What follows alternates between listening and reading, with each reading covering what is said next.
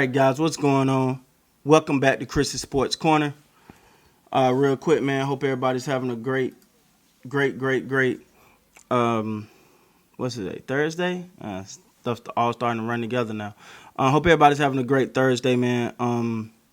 If you see me checking some things again, you know what I'm saying, still adjusting to the new setup here. Sometimes it's hard to tell when my microphone is actually working. But we're gonna work through it, man. Like I said, I hope everybody's having a great day. We do got some a good playoff game on tap for tonight, so that's gonna be interesting. That's gonna be fun. Also, continue to hit me up on the social media, on my Instagram, and all those good things, man. Continue to check out the merch. Appreciate it. All right, man. So let's get into it. So what I want to talk about today is a topic that's been coming up a lot, man. And I want to give my honest opinion on it. So we're going to talk about, should Kawhi Leonard have stayed in Toronto? So I got 3 reasons why he should have, and 3 reasons why he should not have. And then I'm going to give you my opinion.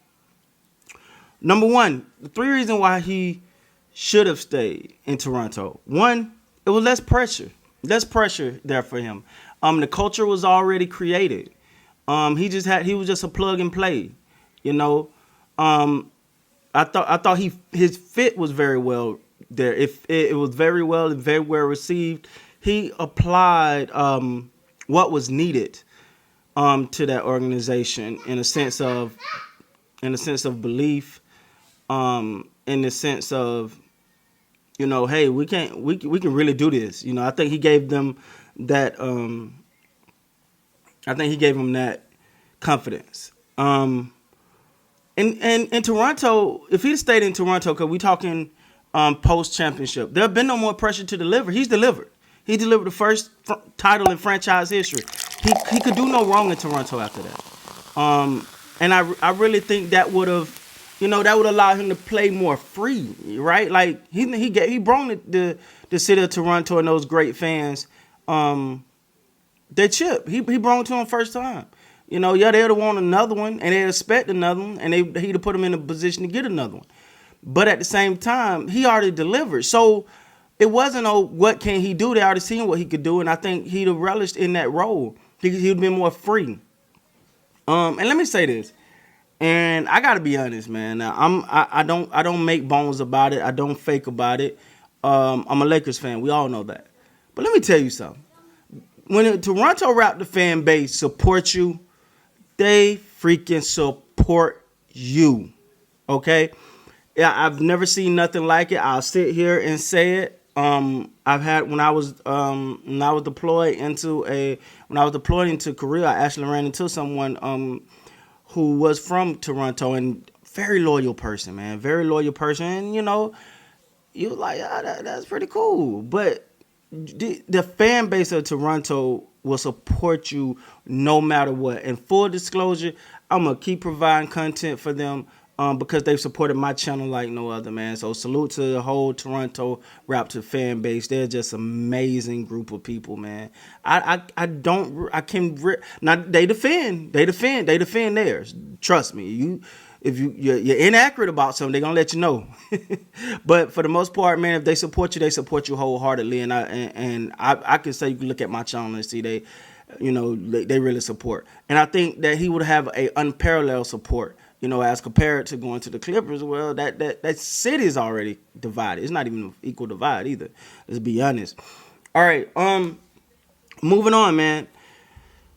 3 reasons why he should not have stayed in Toronto.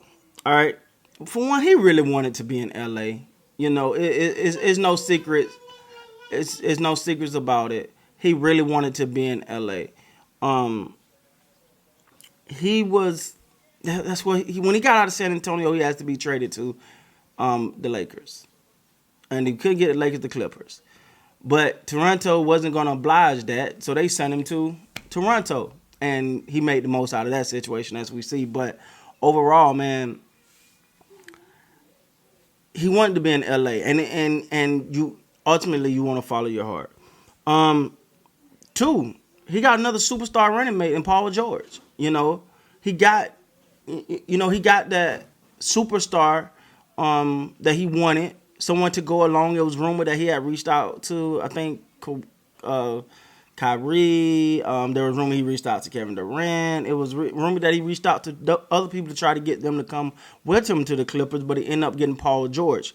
Whether you agree with that or not, but on paper, Paul George is a superstar, and he is a superstar, and I don't want to make it sound no type of way.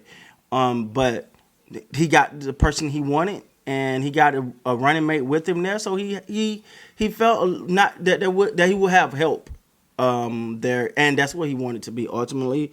And let's be honest. I mean, on paper, the Clippers was one of the deepest teams. And don't get me wrong, the Raptors is a very deep team, but a lot of their depth is not known like the Clippers depth. And when you talk about the depth of the Clippers, you're talking about the Montrez, the Lou Williams, the what's the other guy name? Shamit. So the depth was a lot more. Even though you could argue that the Raptors' depth was on par, but it was just a lot more notoriety to their depth. Having the sixth man of the year, and this year sixth man of the year. So, for one, that was the big.